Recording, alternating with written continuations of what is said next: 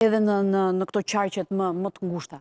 Atëherë po ju them ekskluzivisht. Shërbimi inteligjent izraelit për ata që. Po ju them ekskluzivisht për ju vetëm pak 5%. Aq sa mund të më lejohet për të thënë. Shërbimet inteligjente izraelite janë super të suksesshme. Dhe e gjithë kjo fuqi e shërbimeve të Mossadit për Iranin e ka origjinën në bazat e saj operacionale për rreth. Dhe po të përmend vetëm 4. Në Azerbajxhan janë 2 baza taktike operacionale në të cilën stërviten njerëzit cilët veprojnë dhe operojnë në Iran. Të mos harrojmë që Irani ka një popullsi midis 13 dhe 18 milion banor azeras dhe në rast se e njihni strukturën 31 distrikteve në provincave që ndahet Irani, 4 prej cilave kanë shumicë të madhe me popullsi azere.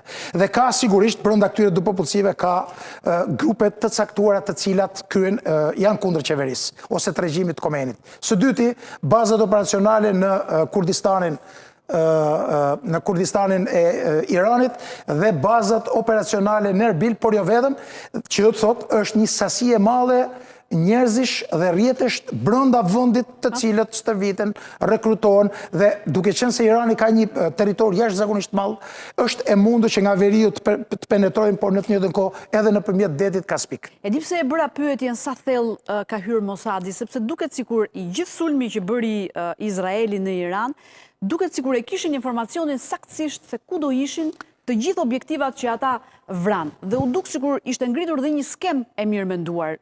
Dasma e djalit Netanyahut, të paktën me aq sa unë kam lexuar dhe nga artikujt në mediat ndërkombëtare, duket sikur e gjitha ishte një skem, pra për të hequr vëmendjen që asgjë s'do ndodhte.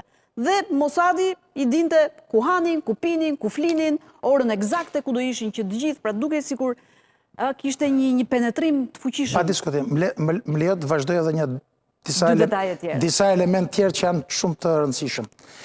Dhe këtu futet bashkëpunimi i GRU-s, që thash Kavart, i GRU-s Shërbimit Sekret Federatës Ruse, ushtarak dhe FSP-ja dhe Shërbimet Sekrete të MSS-s, Ministrisë të Sigurimit Shtetit të Kinës.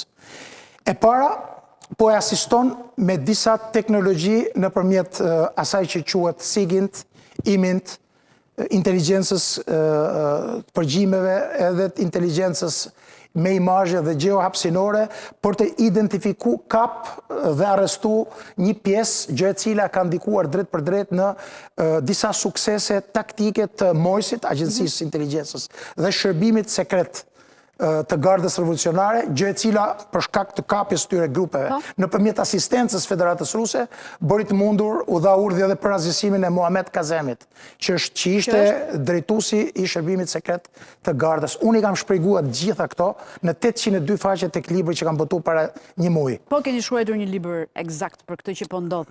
Por së dyti, Kina. Kina ka sjellë në Iran nëpërmjet Pakistanit 2 ekipet më të sofistikuara të luftës kibernetike.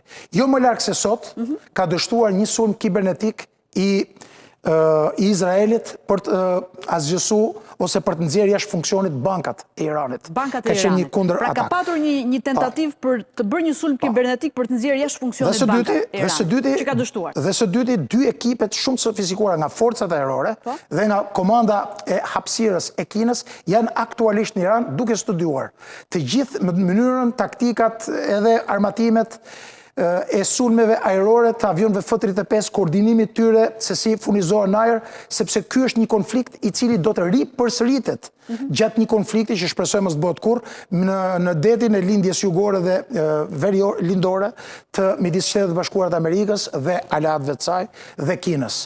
Së dyti,